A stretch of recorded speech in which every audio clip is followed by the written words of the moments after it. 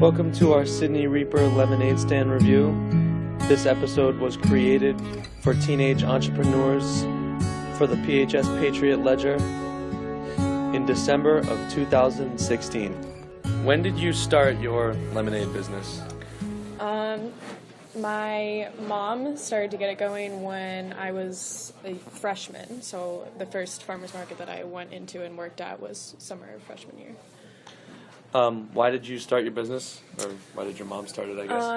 When I grew up, I was going to farmers markets in Vermont, where my grandma lives, and I would always get, there was this lemonade guy there, and I would always get lemonades when I was younger. And when we moved here, I was still pretty young, and the only drink that you could have at a farmer's market here was coffee.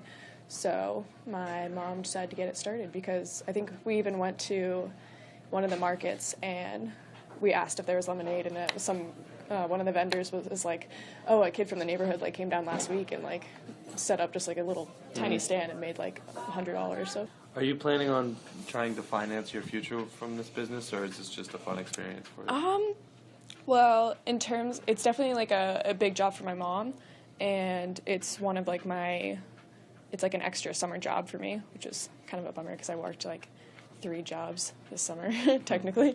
But it's more of just it's kind of fun to just have cash with you, especially with that kind of business where you're just they're just giving you $1, $20 bills maximum. So you'll just be oh, I need to get this. You'll take it from the cash drawer. And it's kind of nice. But Have you faced any serious competition from other businesses? Well, Dells.